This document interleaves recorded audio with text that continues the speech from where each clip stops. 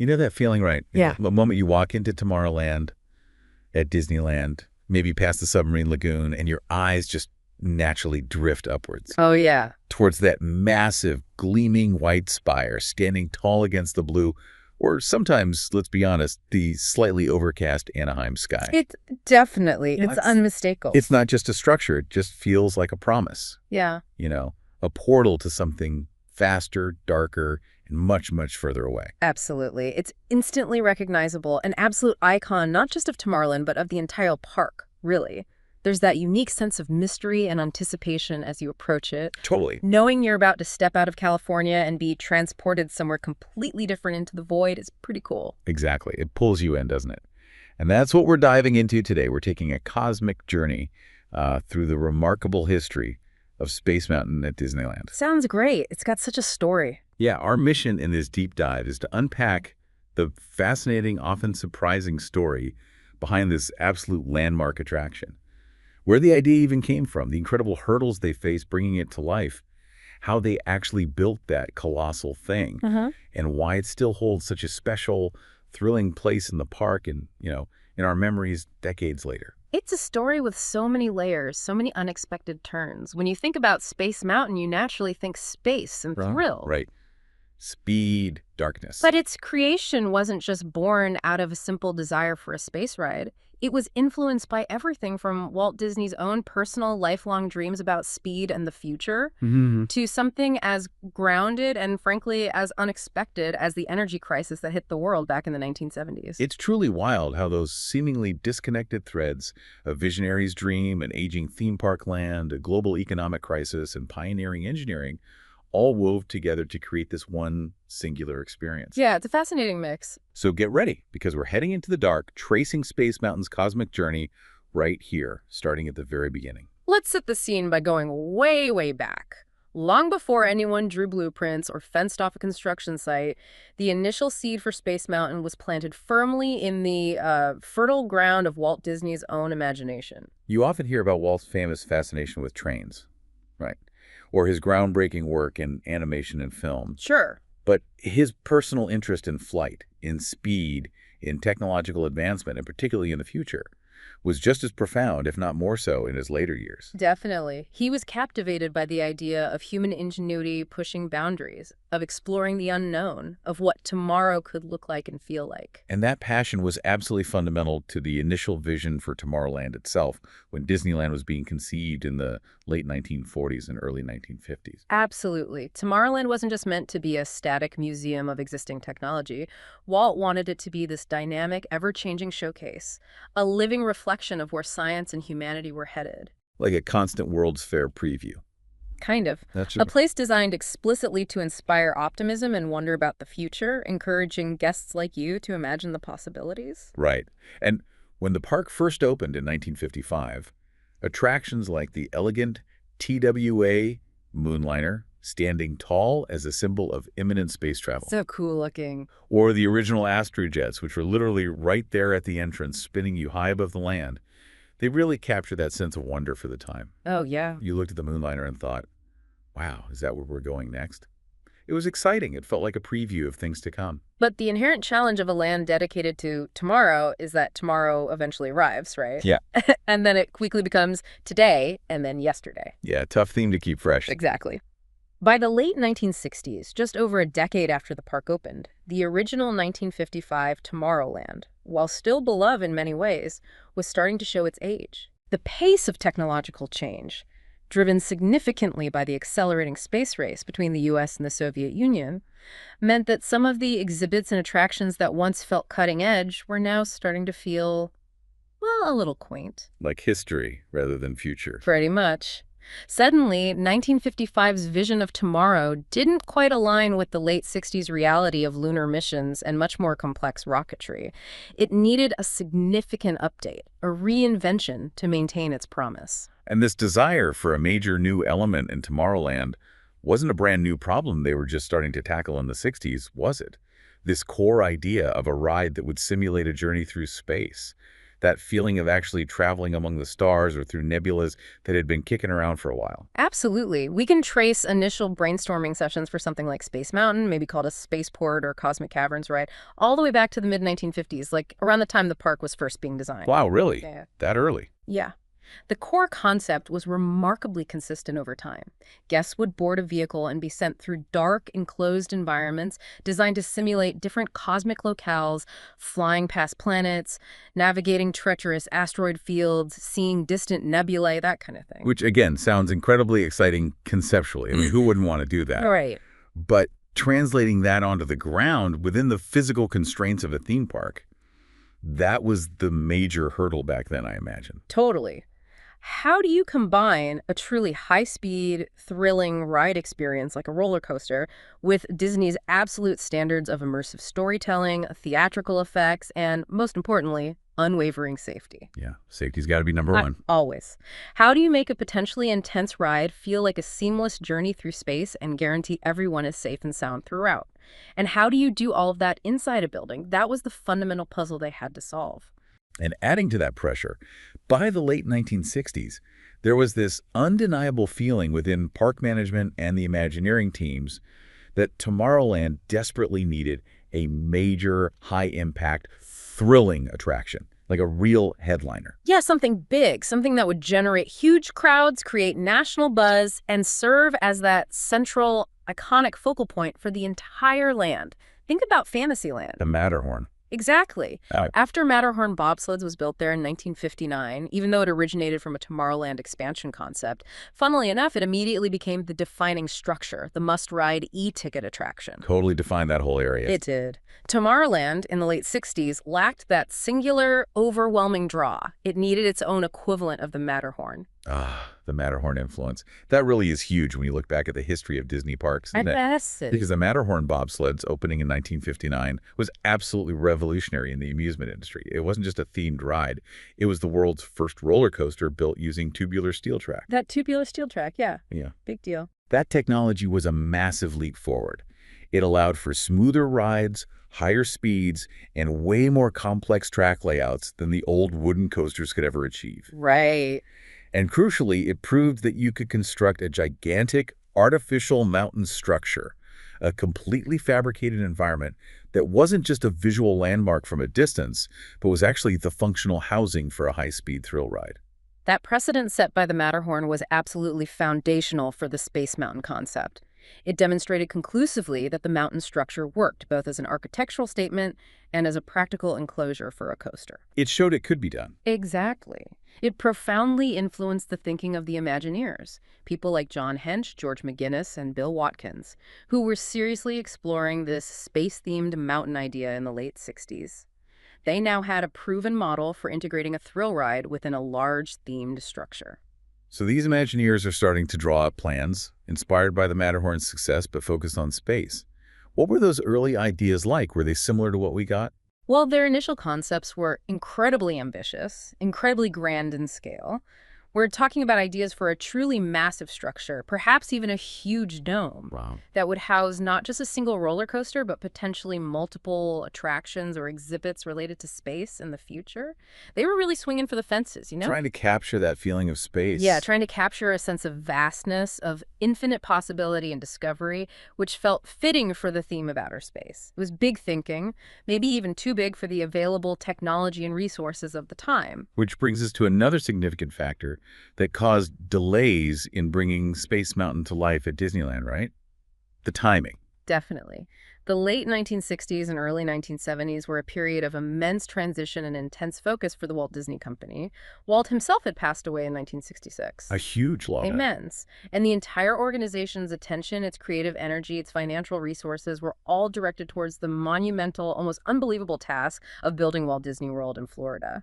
The Florida project. Yeah, that was everything for a while. That project was simply massive, dwarfing the original Disneyland in scale.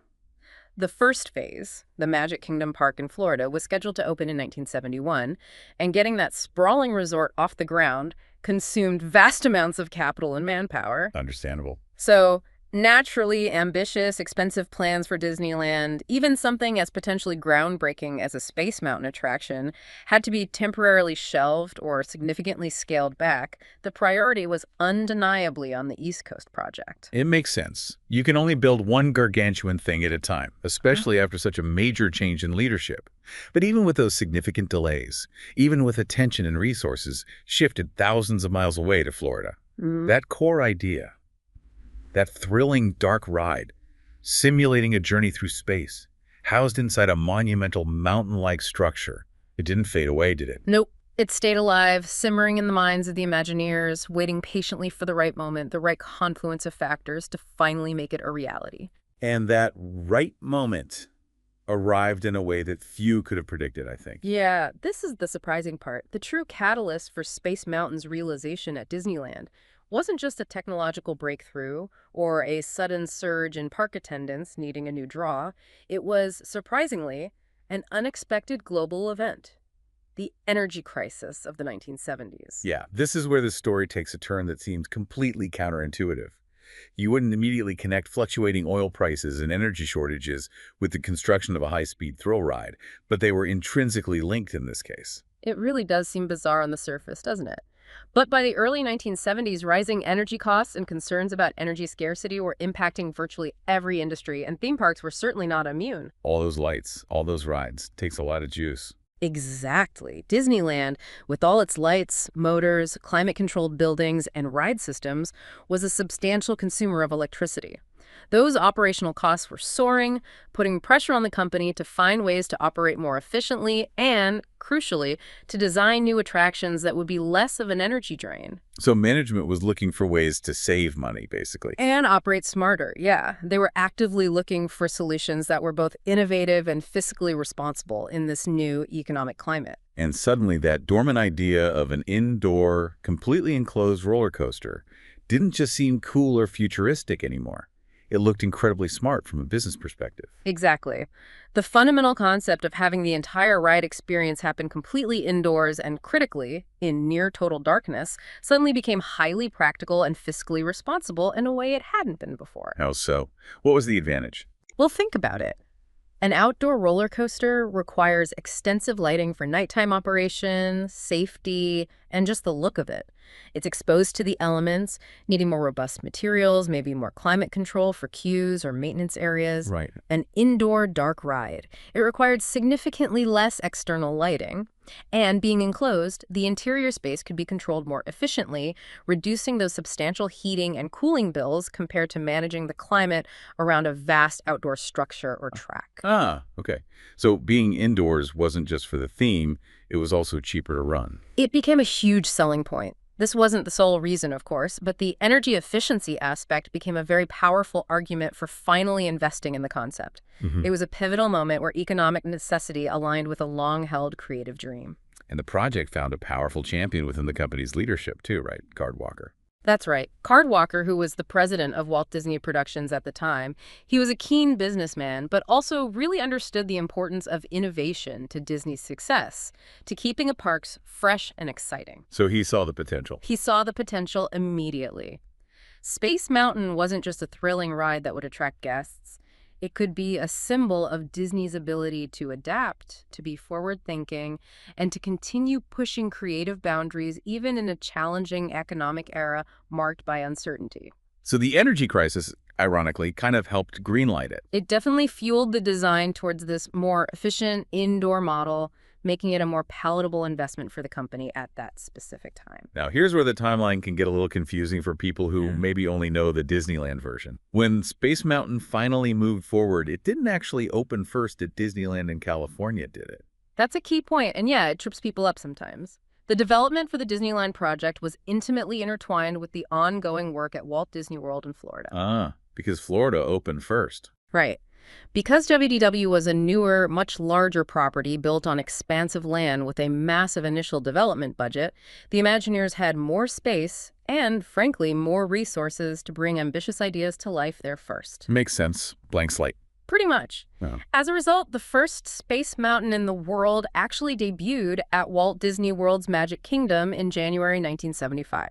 So Florida essentially served as the full-scale prototype, the test flight, basically. Precisely.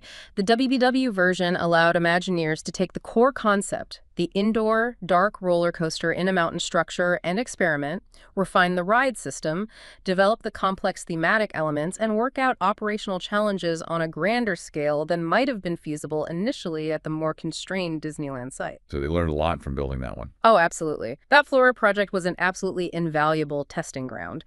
Its immense popularity right out of the gate proved the concept's viability and massive appeal. It ironed out many of the technical and operational complexities. And it provided the crucial proof of concept and confidence needed to finally give the Disneyland project the official green light. Which, as you mentioned, presented its own unique set of challenges compared to building on Virgin Land in Florida. Disneyland in the 1970s was already a mature, tightly packed park, trying to integrate a structure as enormous as Space Mountain into that existing, beloved layout. That must have been tricky. Absolutely. Space at Disneyland has always been a premium commodity, hasn't it? Always. Every square foot counts. The proposed location in Tomorrowland, near the iconic submarine Voyage lagoon and adjacent to the structure that housed the People Mover, certainly had the necessary square footage for the base of the mountain. But simply plopping a massive structure down wasn't enough. No, it has to fit. The integration required incredibly careful planning. They had to ensure the building fit aesthetically with Tomorrowland, that it didn't disrupt pedestrian flow, which was already heavy in that area, and that all the necessary infrastructure, like queues, exits, maintenance areas, could be seamlessly woven into the existing park landscape. Yeah, you can really feel how tight that area is compared to, say, the Florida entrance. Definitely. Disneyland's significant spatial constraints compared to the wide open spaces of WDW were a constant factor they had to design around. And then came the formidable task of actually designing the external look of the icon itself, that distinctive white spire. That look is just so Disneyland. It really is. That critical design work fell largely to the core team, with John Hench, a legendary Imagineer known for shaping the look of classic Disney parks, playing perhaps the most crucial role in the exterior design. Hench was a genius with park aesthetics. Absolutely. He was a master at creating timeless visual icons for Disney. He understood that Space Mountain needed to be more than just a giant shed covering a roller coaster. It had to be a powerful visual statement, instantly recognizable from anywhere in the park, a true landmark. And you nailed it. He envisioned that sleek, futuristic peak, that stark white color palette which looked amazing against the sky and could be dramatically lit at night, and the precise geometric patterns etched onto its surface. The design was meant to complement Tomorrowland's existing modern aesthetic, but also stand out dramatically, signaling something entirely new and exciting. It truly is a sculptural representation of the future as envisioned at that time, isn't it? Yeah. It's not just functional, it's like a piece of art designed to inspire awe. Exactly. It was designed as a piece of optimistic futurist sculpture as much as it was a building. And equally critical to the guest experience was mastering the environment inside that structure. Right, the inside job. As we touched upon earlier, the darkness inside wasn't just the side effect of being indoors. It was designed to be an active, essential element of the ride experience itself. It's a completely different sensation than riding an outdoor coaster at night. This is total design darkness used deliberately to enhance the thrill. You literally can't see where you're going. Precisely. The near-total darkness is used ingeniously to heighten your perception of speed and movement, making even moderate speeds feel incredibly fast. It disorients you in a thrilling way because you can't see the track ahead or anticipate the turns and drops. Your other senses take over. Exactly. This lack of visual reference also makes the space feel vast, limitless, like you truly are hurtling through an empty cosmic void. Against that deliberate black backdrop, the Imagineers meticulously planned the placement and choreography of projected stars, swirling nebulae, and other cosmic phenomena using specialized lighting and projection systems. So it's not just dark, there are things in the dark. Right. It transforms the interior from just a dark building into a dynamic, immersive celestial environment. This blending of practical design using darkness for energy efficiency with pure artistic vision to create the cosmic journey narrative was absolutely key to its success. Okay, so we have the structure, the darkness, the visuals inside. But the sound. The sound is just as fundamental to making that experience immersive, isn't it? It's not just background noise. Oh, absolutely not. Sound is fundamental to creating the sense of place and enhancing the feeling of motion and speed in Space Mountain. Early dark rides might have had basic repeating sound loops, but Space Mountain aimed for something far more sophisticated. What do they do differently? They developed a complex sound system capable of delivering directional audio cues sounds that whoosh past you, mimicking the rush of passing stars or the roar of your spacecraft. And of course, that incredible swelling orchestral score. Yeah. That music is iconic. Gets you every time on the lift hill. Yes. A sweeping, dynamic musical score was composed specifically for the ride, building tension on the lift hill and swelling dramatically as you launched into the dark. They achieved this immersive soundscape by embedding speakers not just throughout the mountain structure, but critically within the ride vehicles themselves. Speakers in the cars. That was advanced for the 70s. It was, yeah. Having speakers in the vehicles allowed them to synchronize the audio precisely with the visuals and the coaster's movement along the track. Yeah. The challenge was creating this rich, enveloping soundscape, Right. conveying the vastness of space, the sounds of rockets firing, the rush of hyperspace, all within that huge, potentially echoey interior space, while managing sound bleed and preventing the different audio zones from interfering with each other. It was complex. And the whole experience, the immersion, it starts even before you get on the ride, right? The cue is a big part of transitioning you into that story. Right. I always feel like I'm heading somewhere important. Yes, the Imagineers understood implicitly that the narrative and the immersion needed to begin the moment guests stepped into the queue area. It was designed not just as a place to wait, but as an integral part of the narrative, a futuristic spaceport terminal preparing you for departure. Yeah, those long ramps, the lighting. As you move through the dimly lit corridors, past screens showing abstract views of space travel and futuristic decor, the environment gradually transitions you away from the bright California sunlight and into the mood of embarking on a cosmic voyage. Even the design of the ramps and walkways guiding you upwards into the mountain is part of this thematic progression. It builds the anticipation perfectly. It does, and the significant challenge here wasn't just aesthetic, it was functional. They had to design a queue system capable of managing absolutely massive crowds efficiently while still maintaining that thematic integrity and sense of anticipation. Because Space Mountain Line can be legendary. Exactly. Designing those multi-level ramps, switchbacks, platforms, and load-unload areas for high throughput, moving thousands of guests per hour through the experience smoothly and safely was a major engineering and operational feat in itself. And thinking about the sheer logistics of actually building all of this, putting up a structure that tall, that complex, with heavy machinery, steel beams, and pouring concrete. Doing all of that right in the middle of an operating theme park with guests walking by just feet away. That sounds like a logistical nightmare. It's truly mind-boggling when you stop to consider it. Construction materials, massive steel beams, concrete exterior panels had to be transported onto a relatively cramped site within the park and assembled with minimal disruption to the guests who were trying to enjoy their day just yards away, maybe riding the People Mover or the submarines. I can't even imagine cranes swinging overhead while people are eating churros below. Pretty much. They had large cranes towering over attractions, heavy machinery operating in a live guest environment. This required incredibly careful, meticulous scheduling, often performing the most disruptive or hazardous work during off hours when the park was closed. It had to be done at night mostly, I bet. A lot of it. Strict safety protocols had to be implemented and rigidly enforced to keep construction crews safe and, crucially, to protect park guests. And the foundation work alone was extensive, digging down deep, pouring massive amounts of concrete to create a base strong enough to support the enormous weight of the 118-foot structure and withstand the dynamic forces generated by a high-speed roller coaster running inside it day after day. Wow. Managing dust, noise, and the visual impact of a major construction site was a constant effort to preserve the park's magical atmosphere as much as possible while this colossal thing was being built. A huge undertaking, hidden in plain sight in some ways. And the technology within the ride system itself. What was cutting edge about that for the mid-70s? Was it just the tubular steel track? Well, the tubular steel was key, learned from Matterhorn, but the whole system was certainly advanced for its time and designed for both thrill and absolute reliability within the unique constraints of an indoor, dark environment. Okay.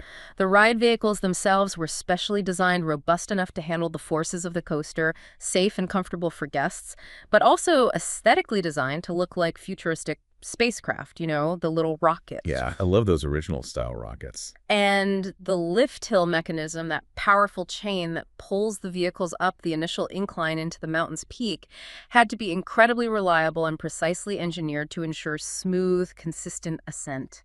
That slow climb builds so much tension. Definitely. Click, click, click. And then there are the crucial safety systems, state-of-the-art fail-safe braking mechanisms positioned along the track that could bring a vehicle to a controlled stop at virtually any point, which is absolutely critical when riders have no visual frame of reference in the dark. Can't just slam on the brakes in pitch black. Exactly. Needs to be smooth and safe. All of this was monitored and controlled by complex computer systems located in the ride's control room, managing vehicle dispatch times, monitoring the system's health, and synchronizing all of the special effects, the lights, the projections, the audio perfectly with each vehicle's movement along the track. So when you step back and look at the whole picture, the initial vision, the unexpected catalyst of the energy crisis, the lessons learned from Florida, the challenge of integrating it into Disneyland, the complex structural engineering, the hidden coaster track designed for darkness, the choreographed light and sound, the intricate queue system, the logistical hurdle of building in an operating park, and the advanced ride technology. It really was a triumph of integration, wasn't it? Absolutely. It wasn't just about building a giant structure or simply dropping a roller coaster inside it. It was about seamlessly integrating all of these disparate elements: architecture, engineering, ride technology, theatrical lighting, sophisticated audio, guest flow, and thematic storytelling to create one unified, completely immersive experience. It all had to work together. Perfectly.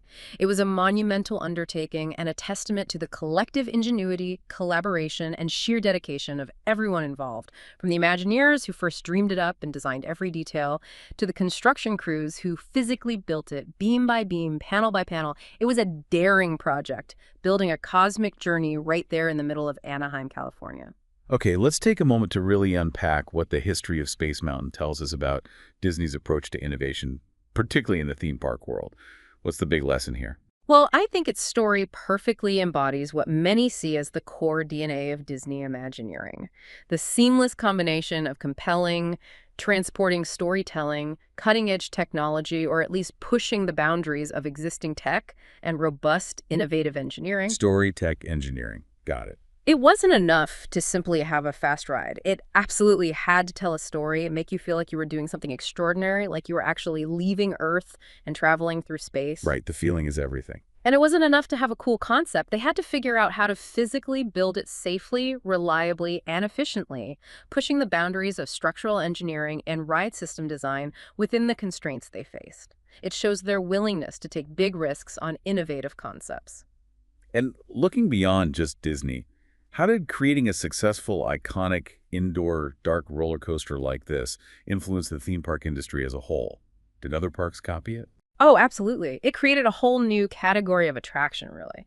Before Space Mountain, roller coasters were almost exclusively outdoor thrill machines, focusing purely on height, speed, and inversions visible to onlookers. You saw what you were getting into. Yeah, you see the track, you know the drops. Exactly.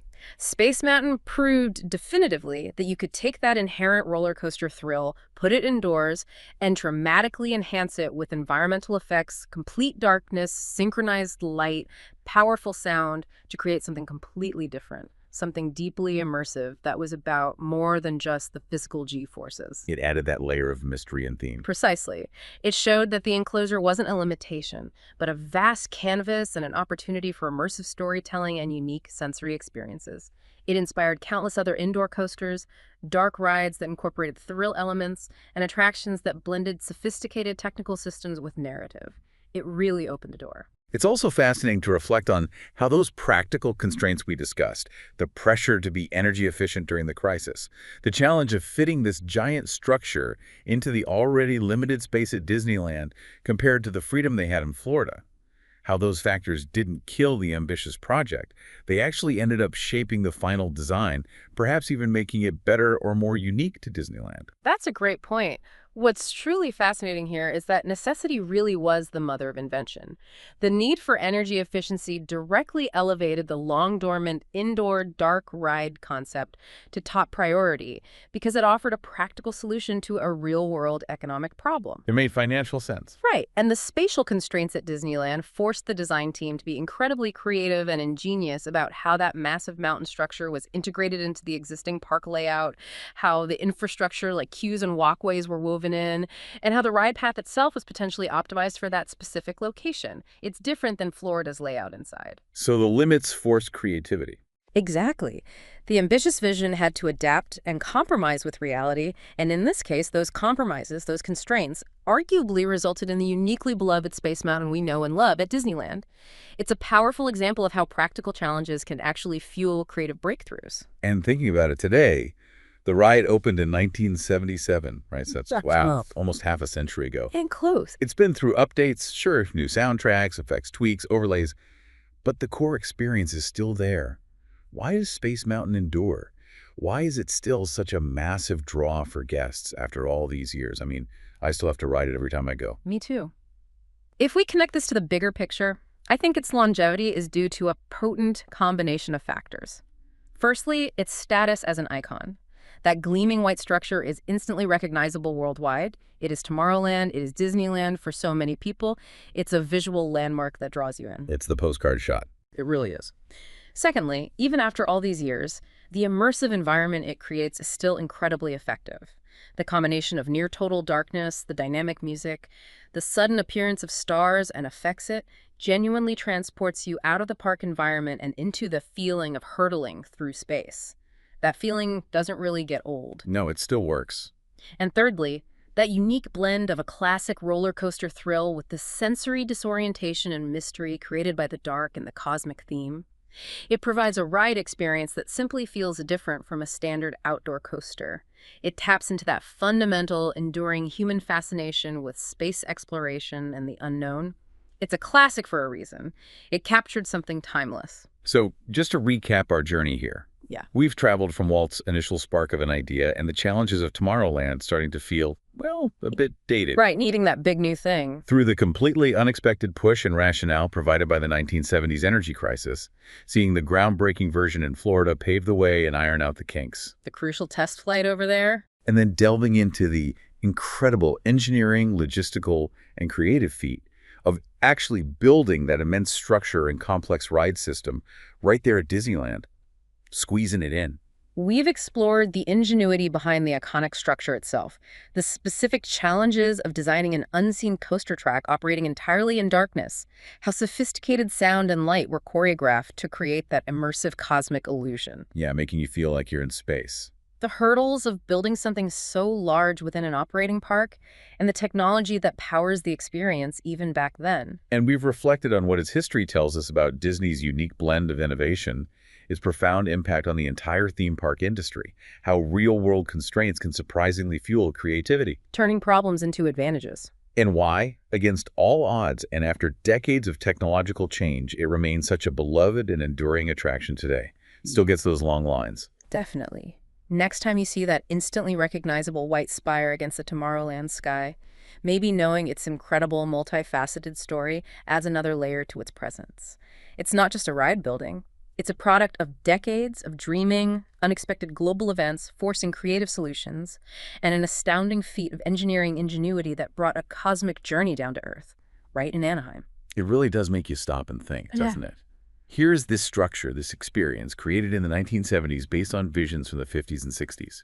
Yet, how does Space Mountain continue to embody the ever-changing idea of tomorrow, even decades after its creation? That's a great question. It was state-of-the-art and futuristic then, but somehow that primal feeling of shooting through the dark among abstract stars still feels like tomorrow today, or at least a tomorrow. Or, consider this, how seemingly unrelated and external factors, like global energy trends or economic conditions, can unexpectedly shape and drive the creation of our most beloved forms of entertainment and cultural landmarks.